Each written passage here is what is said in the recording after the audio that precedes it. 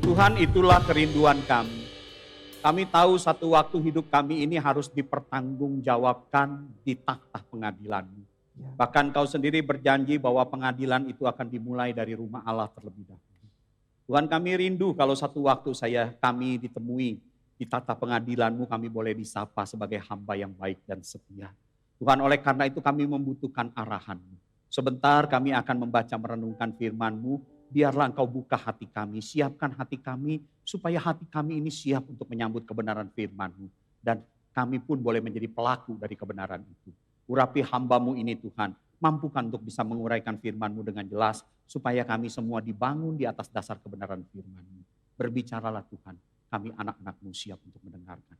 Demi nama Tuhan kami Yesus Kristus kami berdoa. Amin. Saudara silakan duduk.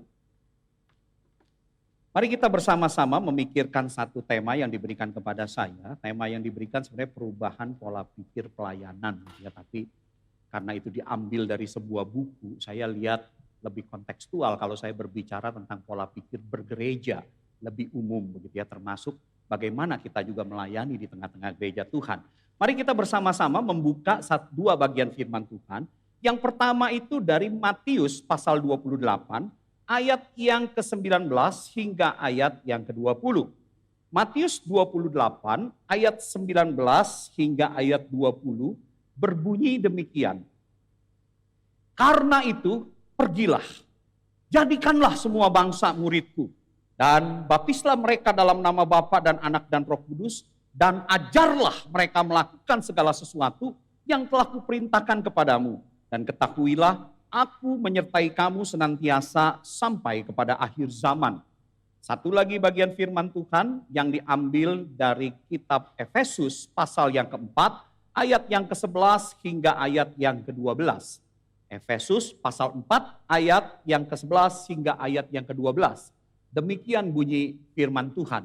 Dan ialah yang memberikan baik rasul-rasul maupun nabi-nabi, baik pemberita-pemberita Injil maupun gembala-gembala dan pengajar-pengajar untuk memperlengkapi orang-orang kudus bagi pekerjaan pelayanan, bagi pembangunan tubuh Kristus. Saudara, minggu ini saya mendapatkan satu berita yang kurang mengenakan buat saya.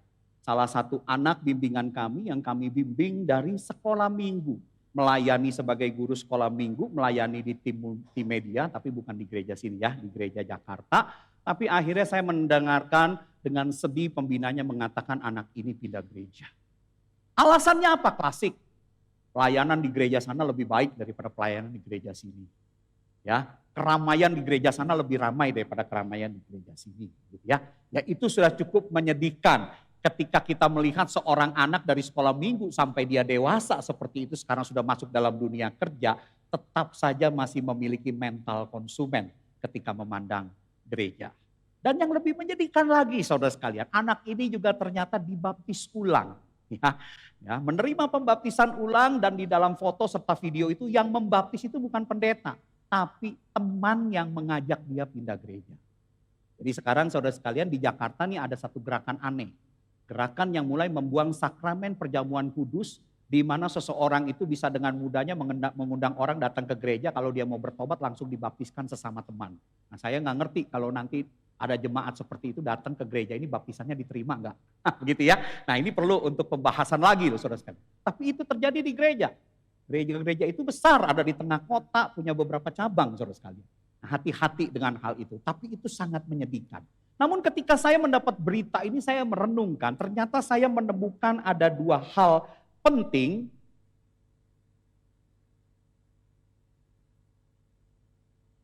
Oh, nggak bisa. Nah ya, dua kesimpulan saudara sekalian, yaitu bahwa ternyata lamanya bergereja tidak serta-merta menjadikan seseorang itu bermental murid Kristus.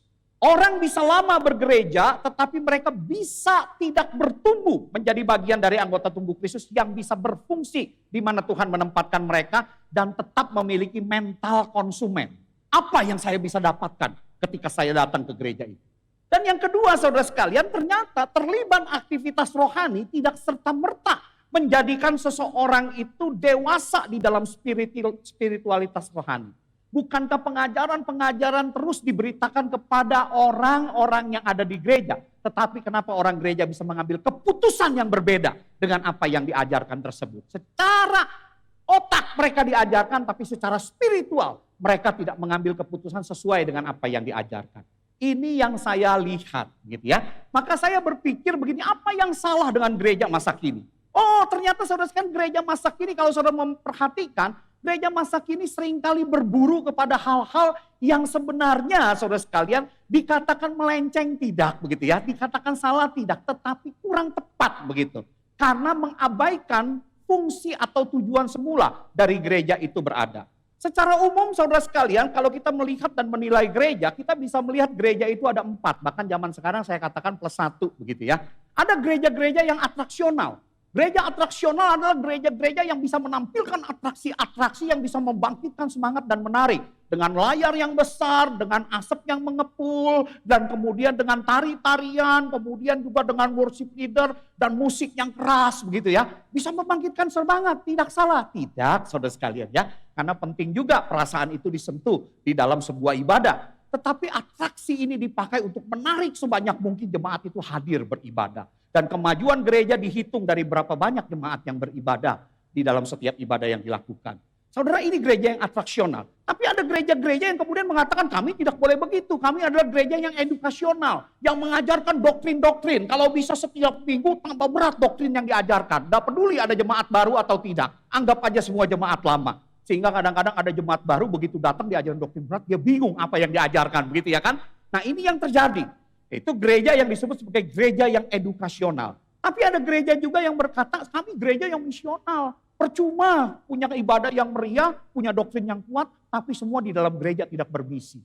Tidak melakukan kegiatan sosial. Oh kamu ini kegiatan sosialnya banyak. Ya kan? Nah ini gereja yang misional. Ada juga gereja yang relasional, tidak besar nggak apa-apa. Yang penting relasi hubungan antara satu jemaat dengan jemaat yang lain itu begitu dekat. Kalau gereja terlalu besar nggak bisa relasinya dekat. Maka saya lebih baik di gereja kecil tapi relasionalnya itu dekat. Nah saudara sekalian ini gereja-gereja yang ada. Ya, tetapi saya mau katakan sejak tahun 2020 ada satu lagi. Muncul sebuah gereja. Dengan tipe apa saudara sekalian? Kalau ada yang bisa jawab, saya akan kasih tiket pergi ke Korea. Tapi Korea Utara. Ya, gitu ya. Saudara sekalian gereja apa? Gereja yang di dalam sebutan saya menyebutkan online-sional. Ya, ada anak-anak Tuhan sekarang bergereja online-sional begitu ya. Pokoknya ya daripada repot lebih baik online Pak Fri. Kalau online kita bisa pakai sambil celana pendek, taruh kopi di samping sama pisang goreng. Sambil menikmati ibadah.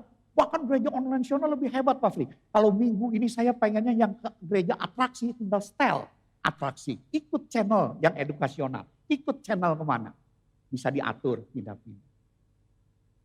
Kalau gereja Kalam Kudus kira-kira gereja jenis apa ya?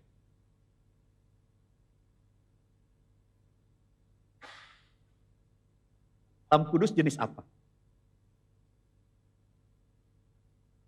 Jangan pada melototin saya, saudara sekalian saya nanya ini ya. Ya kita pasti hampir setuju. Kalam Kudus lebih banyak ada di posisi apa? Edukasional, betul ya? Saudara senang dengan yang namanya diajarkan pembinaan, terus kemudian doktrin-doktrin ya. Senang melihat kualitas khotbah yang bagus. Ya mudah-mudahan saudara tidak bosan begitu ya dengan Pak Fri yang sudah 21 tahun khotbah di tempat saudara gitu ya kan. Nah kita lebih ke arah edukasional begitu ya kan. Nah saudara sekalian, dan saya harus akui banyak gereja yang di dalam pelayanannya mereka berusaha untuk memperbaiki dan meningkatkan keempat bahkan kelima model tersebut. Tetapi hasilnya adalah kelelahan dan frustasi.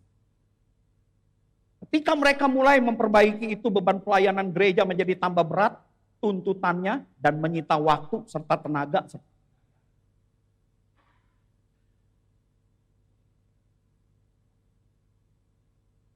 Dan akhirnya banyak pemimpin-pemimpin gereja karena tuntutan yang seperti itu menjadi stres. Stres terhadap jumlah jemaat, jumlah persembahan, ibadah yang tidak menarik, khotbah yang kurang jelas dan menginspirasi, fasilitas yang kurang memadai, biaya misi yang terus-menerus membengkak, bahkan berusaha memberikan perhatian dan pelayanan yang lebih kepada jemaat yang selalu banyak menuntut.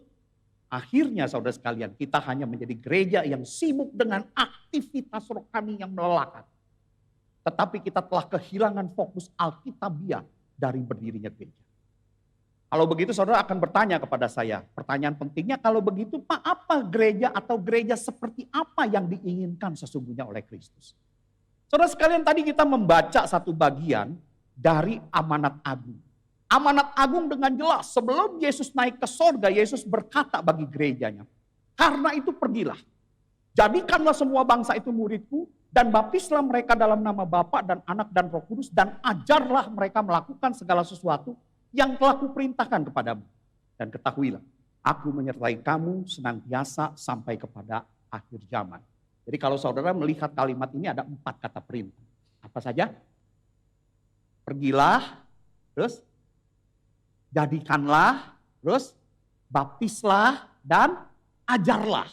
Saudara, dari keempat ini mana yang menjadi center dari perintah amanat agung? Para penafsir melihat kalau saudara membedah dari struktur katanya, yang menjadi center dari perintah amanat agung itu adalah jadikanlah semua bangsa murid. Supaya kita sebagai orang Kristen itu pergi memberitakan Injil. Dan apabila orang itu menerima Injil, kita membaptiskan mereka. Dan ketika mereka sudah dibaptiskan, kita juga harus mengajar kepada mereka untuk menghidupi Injil di dalam kehidupan mereka. Supaya apa? Mereka menjadi murid. Dan waktu ketika kita sudah menjadi murid Kristus, yang dimuridkan, diberitakan, dibaptis, diajarkan, maka amanat Injil itu pun berlaku bagi kita. Sehingga kita pun juga harus pergi memuridkan kembali.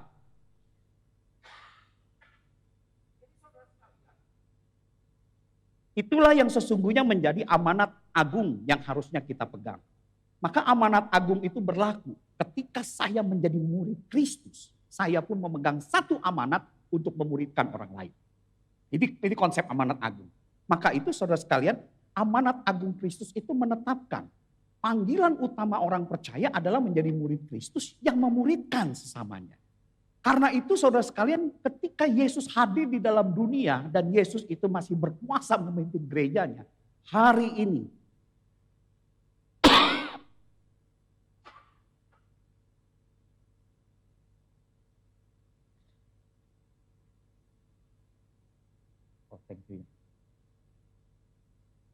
sorry saudara sekalian, saya memang lagi batuk berat ini.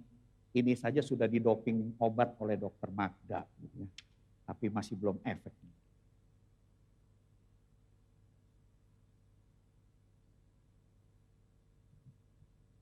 Jadi saudara sekalian, ketika Yesus hadir di dalam dunia ini, dan gereja ini terbentuk, Yesus di dalam dunia ini sekali lagi, dia mencari para murid dalam gerejanya. Bukan penggemar atau para fans yang ada di gereja. Para fans saudara sekalian itu berbeda dengan murid. Apa itu fans saudara sekalian? Fans itu adalah saudara para penggemar yang antusias. Yang ingin berada cukup dekat dengan Tuhan Yesus Kristus untuk mendapatkan manfaatnya. Tetapi saudara sekalian mereka tidak mau terlalu dekat dengan Tuhan Yesus sehingga mereka harus mengorbankan sesuatu. Nah ini yang menjadi spirit dari fans. Fans itu adalah orang yang hanya mau cukup dekat tetapi tidak mau terlalu dekat karena mereka kalau terlalu dekat harus mengorbankan sesuatu. Maka para fans ini kadang-kadang ketika mereka bergereja, mereka memiliki konsep yang berbeda. Apa yang saya bisa dapatkan di gereja? Kalau saya bisa ke gereja, saya senang dengan yang edukasional. Saya coba mencari gereja yang edukasional supaya saya bisa mendapatkan itu.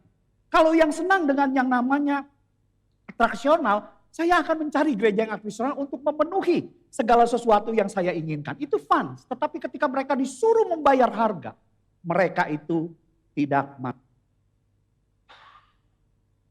Fans datang ke gereja itu untuk dihibur. Seperti mereka menonton di bioskop. Lalu saudara sekalian mereka pulang dan memberi komentar. Kan biasanya begitu ya para fans ya. Kalau saudara nonton bola saudara tahu ya. Fans kan itu kan wah semangat teriak. Tapi ketika pertandingan berjalan memberikan komentar. Waduh tendang begitu aja kagak bisa masuk. Payah itu pemainnya kan begitu ya. Itu para fans tapi coba kalau suruh dia yang nendang. Belum tentu bolanya kena ketendang begitu loh. Jangankan arahnya ke gol gitu. Ketendang aja belum tentu kena begitu. Saudara, itu para fans begitu. Sama ketika orang-orang datang sebagai fans, dia datang untuk mendapatkan. Waktu dia tidak mendapatkan sesuatu, dia memberikan komentar begitu. Karena tidak sesuai dengan apa yang ia harapkan. Para fans kalau datang ke gereja yang edukasional, dia akan melihat khotbahnya begitu ya. Sesudah pulang dia akan kemudian komentar tentang khotbah begitu ya kan. Karena dia merasa kurang cocok nih khotbahnya dengan saya. Maka ketika si pendeta itu khotbah dia ngomong, begitu pulang dia komentar. Itu khotbahnya kurang enak di telinga, mau dihibur malah diajar menderita. Itu buat dia, bukan buat saya. Kalau saya maunya yang berkat-berkat saja. Kita gitu komentarnya. Ini gak sesuai nih dengan saya. Itu semangat fans. Tetapi saudara sekalian, Yesus tidak datang untuk mencari fans. Yang datang seperti untuk dihibur atau datang seperti pergi ke restoran. Ya, datang ke gereja, datang makan makanan rohani, bayar lewat persembahan, habis itu pulang. Itu kan kayak pergi ke restoran. Enggak, saudara sekalian. Tuhan Yesus tidak mencari fans. Seorang yang bernama Kai Edelman, dia pernah mengatakan begini di dalam sebuah bukunya. Bukan seorang penggemar. Dia mengatakan apa? Yesus Kristus tidak pernah mencari fans atau penggemar-penggemar. Melainkan murid. Siapa murid itu? Yaitu orang-orang yang mau mengikutinya dengan komitmen penuh. Itu yang Tuhan cari di tengah gereja. Para murid. Maka itu ketika Yesus memanggil orang-orang untuk datang kepada dia, dengan terus terang dia berkata, kalau engkau ingin mengikut aku dan setiap orang yang mau mengikut aku, ia harus menyangkal dirinya. Ia harus memikul salibnya setiap hari dan mengikut aku. Karena barang siapa mau menyelamatkan nyawanya, ia akan kehilangan nyawanya. Tapi barang siapa kehilangan nyawanya karena aku, ia akan menyelamatkan. Ini yang Tuhan cari. Bukan fans, tapi murid. Kalian. Murid bagaimana yang Tuhan Yesus cari? Murid yang Tuhan Yesus dengan katakan dengan jelas, dia harus bisa menyangkal dirinya. Saudara tahu yang namanya menyangkal diri? Saudara, yang namanya menyangkal diri itu artinya adalah bahwa saya tidak menjadi Tuhan atas hidup saya lagi. Saya tidak menjalani hidup ini sesuai dengan maunya saya, tujuan saya, keinginan saya, kesenangan saya. Tetapi saya menjalani hidup ini semuanya demi untuk kesenangan Tuhan, kemauan Tuhan, itu yang saya ikuti. Jadi saya membuang berhala diri saya. Yaitu siapa? Ingin menjadi Tuhan atas diri sendiri. Saudara, ini adalah akar dari segala dosa. Manusia jatuh di dalam dosa bukan karena mencuri, membunuh, berzina. Tapi manusia jatuh di dalam dosa dan akar segala dosa adalah karena manusia ingin menjadi sama seperti Tuhan. Dan ini menjadi sebuah berhala yang kemungkinan sekalipun kita Kristen muncul dalam hidup kita. Statusnya Kristen tetapi yang kita sembah diri kita sendiri. The self. Berhala yang kita tenteng dan kita puja dalam hidup ini. Sekalipun kita berlabel Kristen. Maka Tuhan bilang, mau ngikut aku itu bukan soal tentang masalah bermoral baik. Tetapi bisakah engkau menjadikan aku Tuhan atas hidup? Dan kalau engkau ingin menjadikan aku sebagai Tuhan, engkau harus buang berhala dirimu yang seringkali bertahta. Yaitu keinginan untuk menjadi Tuhan atas dirimu sendiri. Itu yang Tuhan bilang. Dan Tuhan katakan sekali lagi, bukan hanya itu, kamu harus rela memikul salibmu setiap hari. Saudara ngerti ya yang namanya pikul salib. Kadang-kadang orang Kristen punya pemahaman yang salah tentang pikul salib. Saudara, yang namanya pikul salib, saudara sekalian, itu jangan saudara samakan kalau menderita itu semuanya namanya pikul salib. Enggak. Jadi ada macam-macam, saudara harus perhatikan. Kalau seseorang sudah tahu merokok itu bisa menyebabkan kanker paru-paru dan saudara tetap merokok dan kemudian saudara kena kanker paru-paru. Saudara jangan berkata saudara lagi pikul salib. Tuhan kasih kanker paru-paru. Enggak, itu gobloknya saudara. Sudah tahu yang namanya merokok itu bisa merusak paru-paru, saudara lakukan itu. Jadi itu bodohnya saudara. Jadi bukan pikul salib tuh kalau orang Kristen seperti itu. Atau yang kedua, saudara sudah jaga makan saudara. Diet saudara dengan baik, tapi Tuhan masih memberikan cancer. Ada sel-sel yang di dalam tubuh saudara berfungsi tidak sebagaimana mestinya. Saudara, itu juga belum pikul salib, itu baru duri di dalam daging. Satu penderitaan yang Tuhan izinkan kepada hidup saudara dengan maksudnya yang kita kadang-kadang nggak mengerti, ya, tetapi saudara tidak bisa menolaknya. Keputusan Tuhan. Itu namanya duri di dalam daging. Tetapi saudara yang namanya pikul salib, itu adalah satu penderitaan yang kita rela pikul. Demi kehendak Tuhan, demi kesenangan Tuhan. Saya rela memikulnya, sekalipun saya punya kekuatan untuk menolaknya. Tapi demi kesenangan Tuhan, saya rela pikul. Itu namanya pikul salib. Itu namanya pikul salib. Saudara harus diakui, sekarang gereja bertambah banyak orang. Tapi banyak orang Kristen tanpa salib.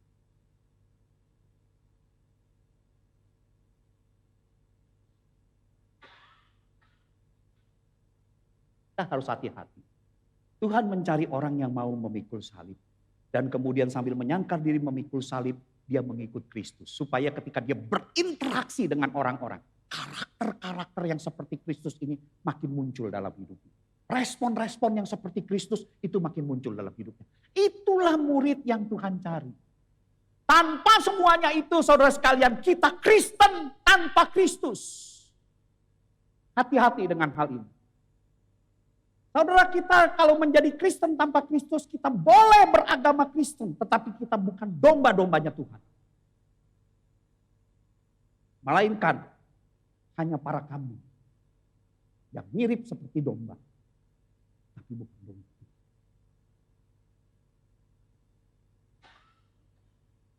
Yang satu waktu untuk para kambing ini, kita akan menerima satu bentakan yang mengerikan dari Tuhan kita sendiri. Yaitu apa? Ketika dia berkata di hadapan tata pengadilannya, "Nyahlah dari hadapanku, hai kamu orang-orang terkutuk. Nyahlah ke dalam api yang kekal, yang tersedia untuk iblis dan malaikat-malaikat."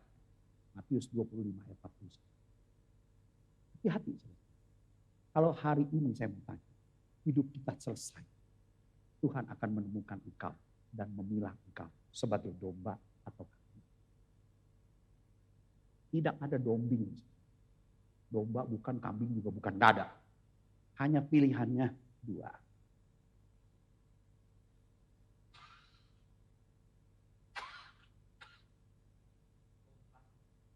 Domba atau kambing.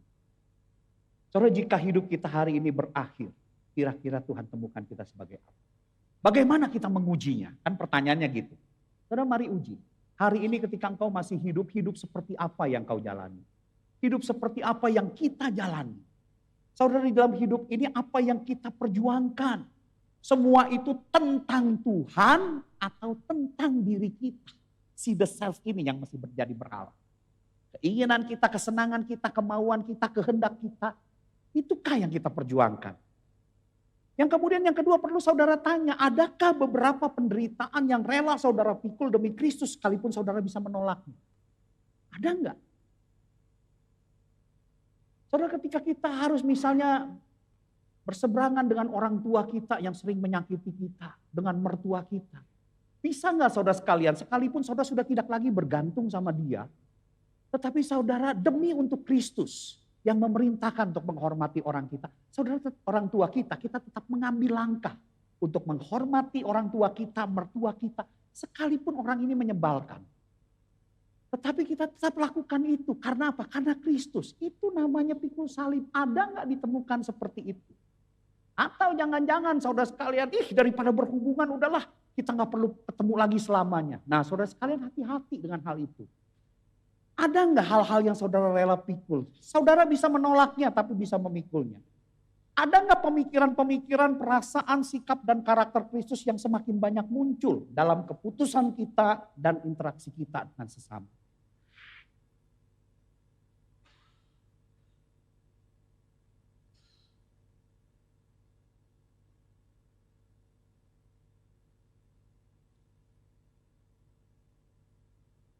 Adakah itu kita ditemui Tuhan seperti itu? Saudara, kalau itu tidak ada dalam hidup kita, kita harus bertobat.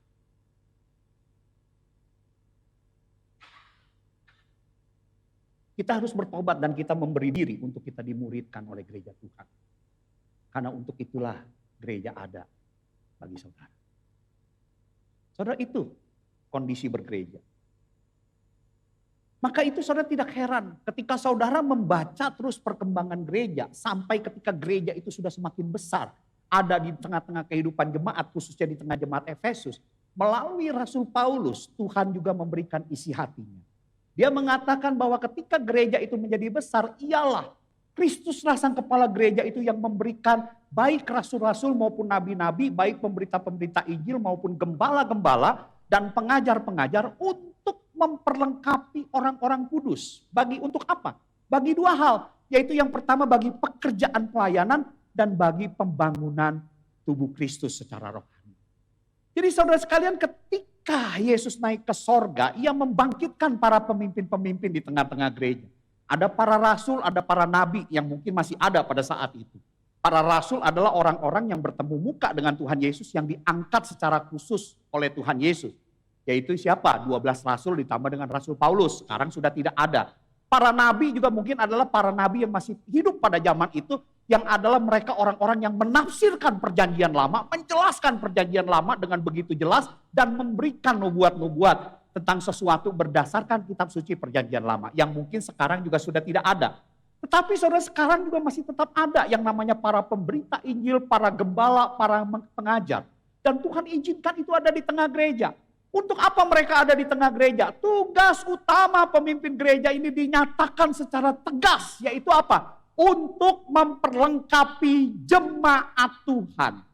Bukan menjadi para aktor yang memuaskan kebutuhan jemaat.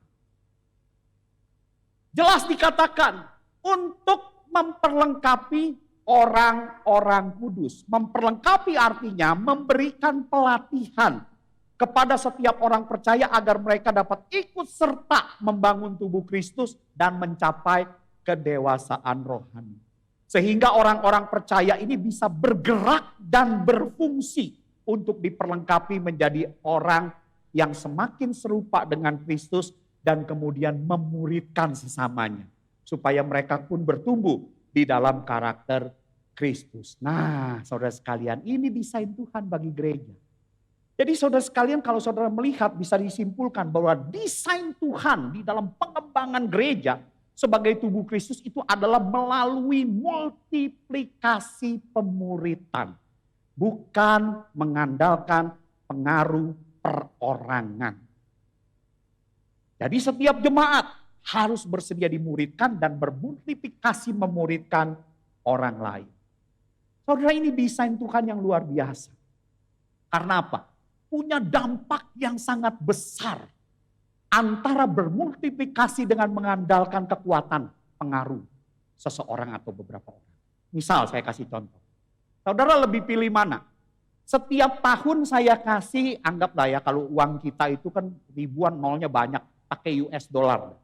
Lebih pilih dikasih 1 tahun itu $100 sama saya, atau saudara saya kasih setiap tahun itu $1 saja.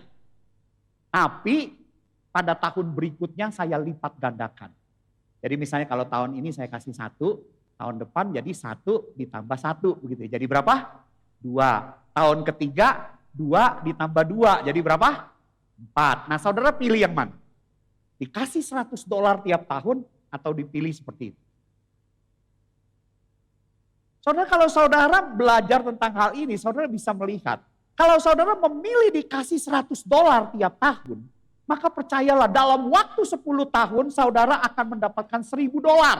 Karena apa? Tiap tahun dikasih $100, betul? Tetapi kalau saudara dilipat gandakan, 10 tahun saudara baru dapat $512. Masih kalah, cuman setengahnya. Tetapi itu kan tidak berhenti, saudara. Kalau ketika itu terus berlanjut sampai tahun ke-20, saudara akan melihat sebuah perbedaan yang signifikan. Karena apa? Ketika mulai memasuki tahun yang ke-11 sudah mulai punya perbandingan hampir seimbang. Tapi ketika masuk ke tahun 12 memiliki perbedaan yang makin signifikan. Saudara, dari ilustrasi ini saudara bisa melihat desain Tuhan bagi pengembangan gereja adalah desain yang luar biasa. Yaitu apa? Murid yang memuridkan, bermultiplikasi. Bukan pengaruh perorangan, tapi setiap orang dia harus bersedia dimuridkan dan memuridkan. sesamanya. Sayangnya saudara sekalian, banyak gereja yang kemudian terjebak. Mereka justru mengandalkan para hamba Tuhan yang mereka miliki untuk mengerjakan semua pelayanan di dalam pelayanan kehidupan bergereja. Dan saudara lihat, seringkali jebakan ini menjebak gereja-gereja tradisional. Gereja-gereja tradisional saudara sekalian seringkali terlibat di dalam apa? Pelayanan yang bersifat komisi. Betul ya? Kalau saudara memperhatikan gereja tradisional, komisinya banyak. Ada komisi anak, tunas remaja, terus kemudian pemuda, pemuda dewasa, terus apalagi? Pasangan suami istri, terus kemudian sesudah pasangan suami istri masih ada lansia, kaum ibu, kaum bapak, betul gak? Kita bikin sekian banyak komisi. Dan tiap komisi itu punya tujuannya, punya acaranya setiap minggu. Saudara, akhirnya apa saudara sekalian? Akhirnya komisi-komisi itu buat acara. Waduh, semuanya buat acara. Yang paling kesian adalah hamba Tuhannya. Karena apa? Satu minggu harus sediakan khotbah 5-6 khotbah.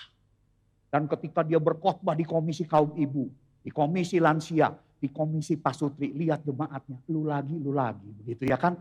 Capek saudara sekalian, akhirnya mereka kelelahan.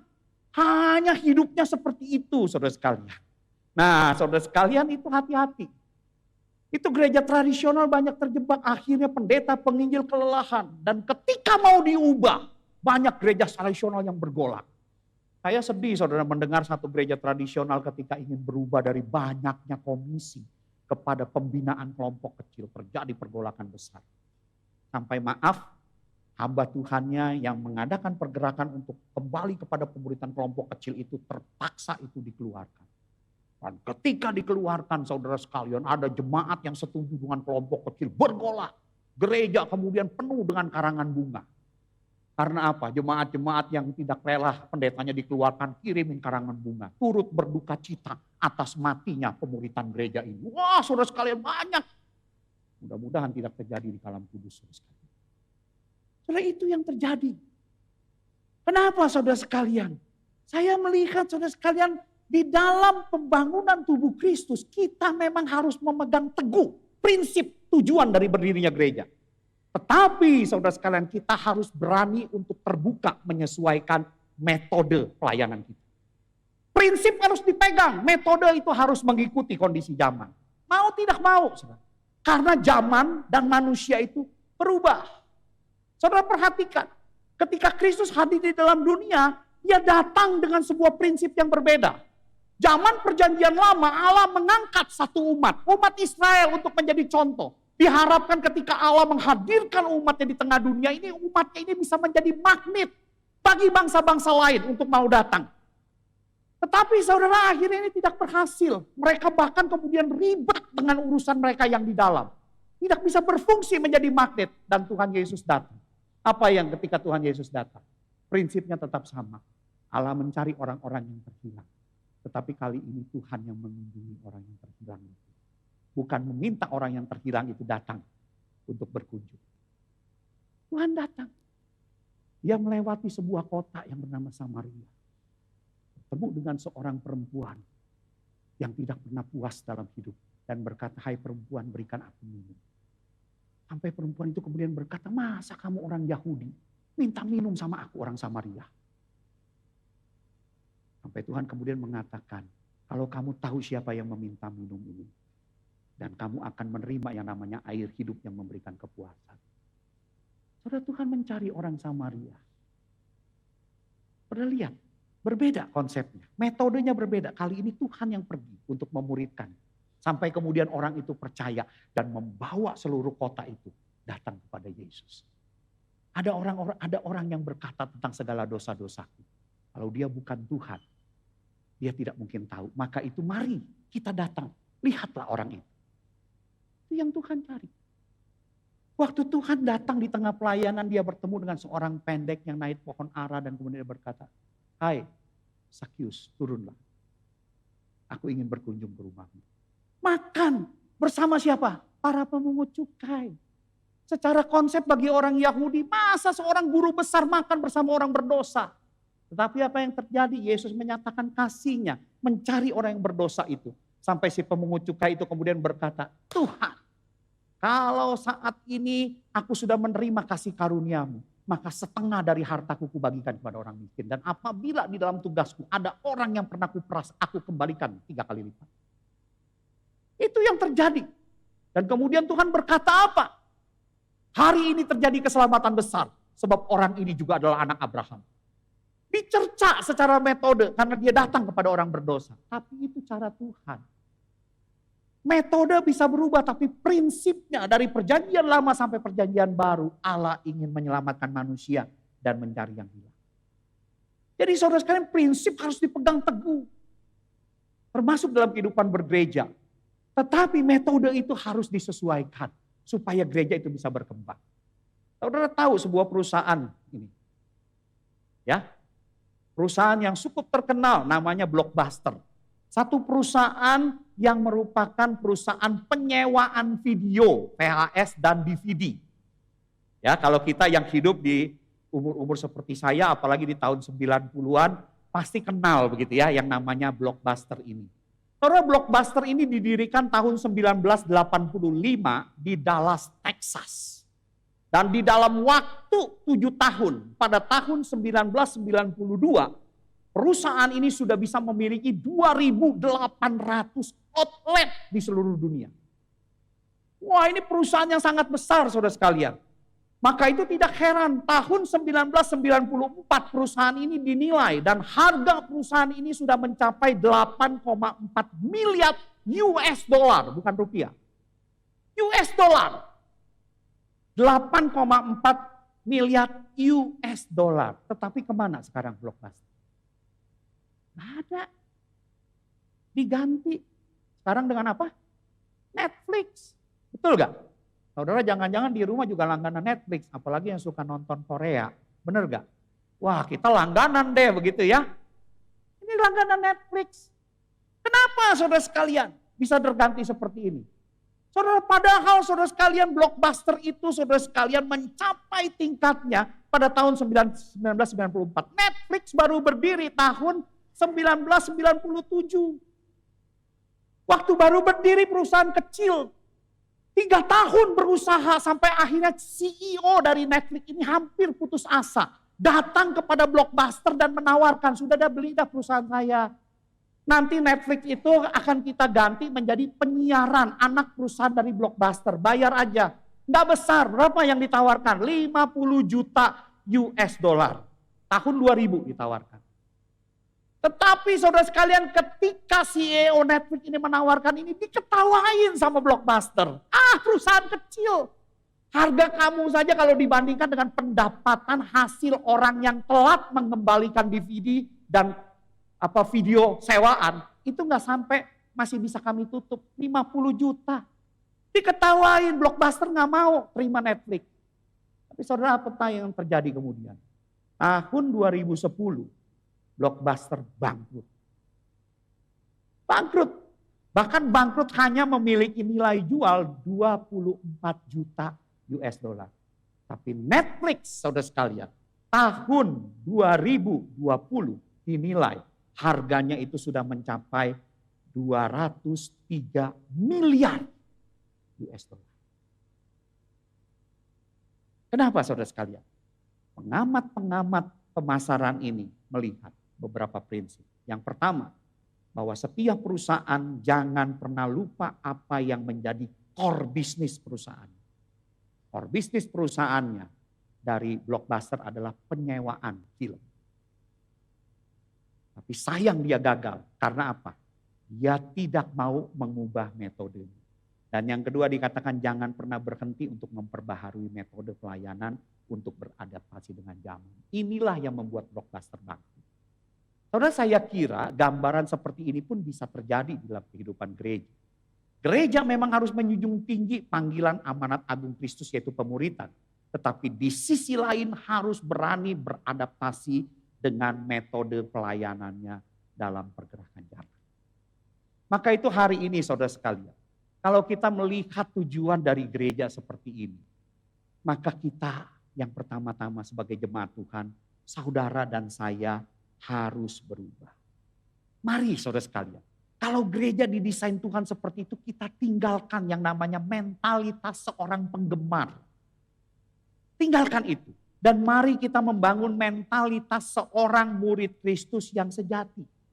Maka berikan diri saudara untuk mau dimuridkan di dalam program-program gereja. Berikan diri saudara juga untuk memuridkan sesama. Ikuti kelas pemuritan yang ada, bergabunglah dalam kelompok kecil. Saudara, ini penting. Kenapa saudara? Karena di dalam hidup kita ini kita membutuhkan orang-orang yang bisa menjadi teladan kita, yang bisa memberikan pengalamannya. Betul saudara, pengalaman adalah guru yang baik. Tetapi pengalaman orang lain ketika kita belajar kepadanya juga bisa menjadi guru yang lebih baik. Supaya kita jangan jatuh di dalam lubang yang mungkin pernah dialami. Nah, kita membutuhkan itu saudara sekalian. Instruksi-instruksi khotbah-khotbah yang saudara dengarkan tidak cukup. Sebab apa saudara sekalian? Teladan itu memberikan pengaruh lebih kuat daripada instruksi. Dan saudara butuh di kelompok kecil belajar dari teladan orang lain yang lebih dewasa rohani.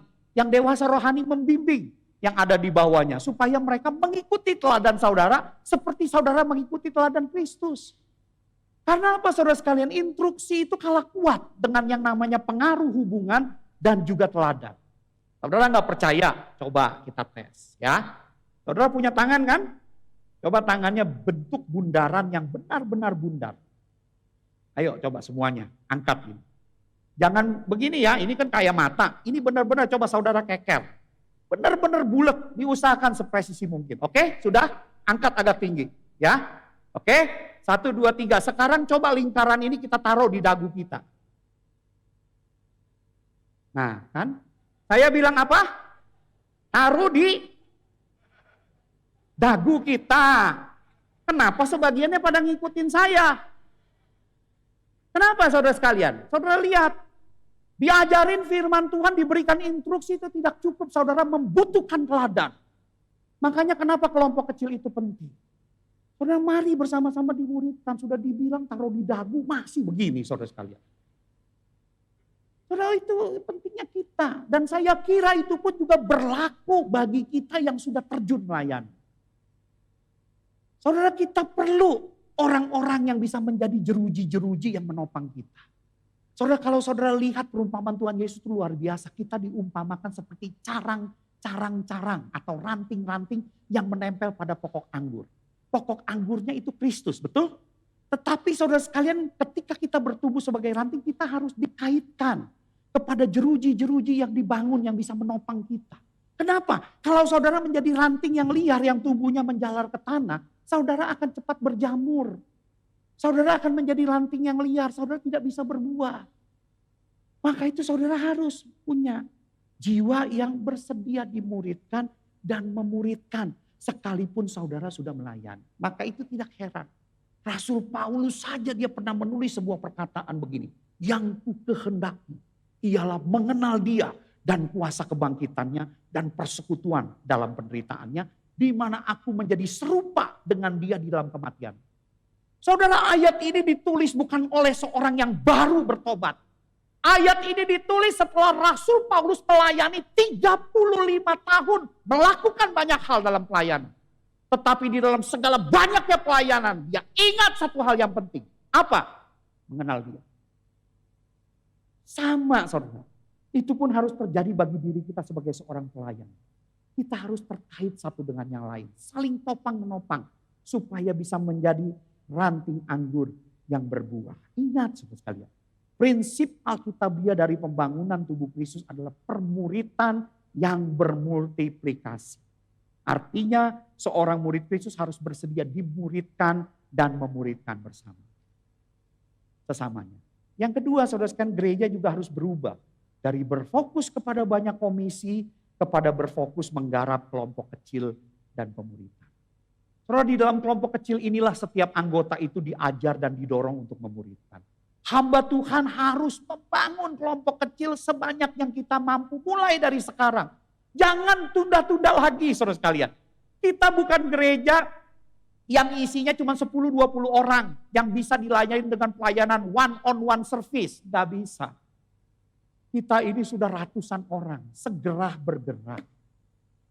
Andai kata saudara sekalian satu hamba Tuhan itu sediakan waktu 1 minggu aja 1 hari. Misalnya hari Kamis lah. Jadikan hari pemuritan. Dan adakan kelompok kecil yang pertemuan 1 bulan 1 kali. Berarti satu hamba Tuhan di dalam 1 bulan dia bisa memegang 4 kelompok. Kalau satu kelompok ini 10 orang isinya. Dalam 1 bulan, setiap 1 bulan dia mengembalakan dan memuridkan 40 orang. Betul? Kalau kita punya 8 hamba Tuhan, saudara kalian, dikali 8, 320 orang yang dimuridkan dalam 1 bulan. Memang, selanjutnya apakah kita bisa berkembang dengan keterbatasan waktu kita? Untuk yang selanjutnya kita berjuang. Untuk bisa memultiplikasikan kelompok-kelompok tersebut. Siapa tahu dari kelompok yang dibentuk muncul pemimpin-pemimpin yang bisa memimpin kelompok lain. Ini dilatih gitu loh. Nah ini strategi. Jangan kemudian kutak-katik selalu dengan banyaknya komisi. Josh Barna seorang yang memperhatikan tentang pertumbuhan gereja. Dalam sebuah bukunya dia berkata begini. Pemuritan tidak terjadi semata-mata karena gereja ada. Murid-murid Kristus dihasilkan jika ada usaha-usaha yang intensional dan strategis untuk menolong orang bertumbuh menuju kedewasaan rohani. Saudara bagaimana dengan gereja? Satu titipan buat hamba Tuhan dan para pemimpin gereja. Yuk pikirkan yuk. Sebuah apa? Dihasilkan oleh usaha yang intensional dan strategis. Apa tindakan itu? Nyatakan di dalam kehidupan jemaat. Supaya mereka itu bisa bertumbuh. Itulah fungsi gereja. Jadi kalau saya simpulkan saudara sekalian. Gereja dihadirkan Kristus untuk menjadi sekolah pemuritan bagi para domba. Bukan tanggung hiburan bagi para kambing. Itu fungsi gereja. Saudara domba atau kambing? Sekali lagi tidak ada dombing. Domba bukan, kambing juga bukan. Karena marilah kita memberi diri untuk dimuridkan oleh gereja Tuhan. Dipakai untuk memuridkan sesama. Sehingga pembangunan tubuh Kristus terus terbangun di dalam kehidupan saudara. Percayalah akan janji Tuhan. Ketika saudara masuk di dalam proses itu. Alkitab pernah memberikan janji kepada kita. Karena itu saudara-saudaraku yang kekasih. Berdirilah teguh, jangan goyah. Dan giatlah selalu dalam pekerjaan Tuhan. Sebab kamu tahu bahwa dalam persekutuan dengan Tuhan, jerih payahmu tidak sia-sia. Karena itu janji Tuhan.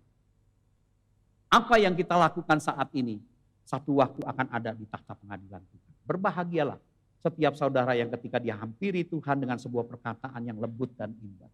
Hambaku yang baik dan setia. Karena itu yang kita harapkan.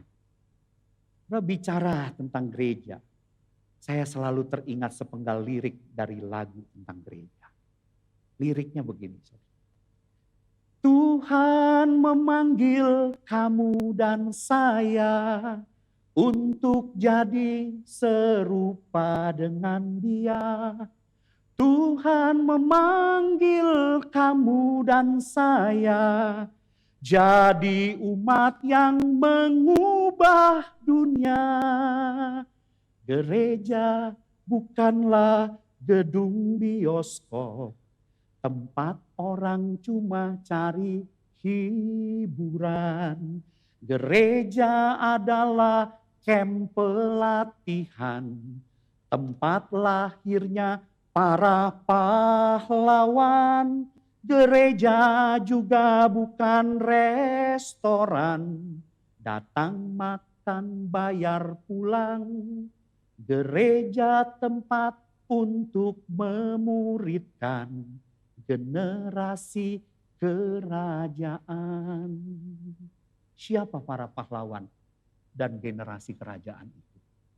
Saudara dan saya yang bersedia dimuridkan dan memuridkan sesama. Mari kita berdoa. Bapa di dalam sorga, terima kasih untuk kebenaran firman-Mu yang boleh kami renungkan. Terjemahkan ini di dalam kehidupan setiap kami Tuhan, dan mampukan kami untuk menjadi pelaku-pelaku kebenaran ini. Berkati gereja Tuhan di dalam segala hal yang mereka pikirkan, yang mereka rencanakan, di dalam pelayanan mereka ke depan, dalam mengembangkan jemaat Tuhan yang ada. Berikan juga hati yang bertumbuh di dalam hidup kami sebagai jemaat-Mu. Yang bertumbuh bukan untuk menjadi penggemar, tapi menjadi murid Kristus yang bersedia dimuridkan dan memuridkan bersama. Berkati kami semua Tuhan, demi nama Tuhan kami Yesus Kristus kami berdoa. Amin.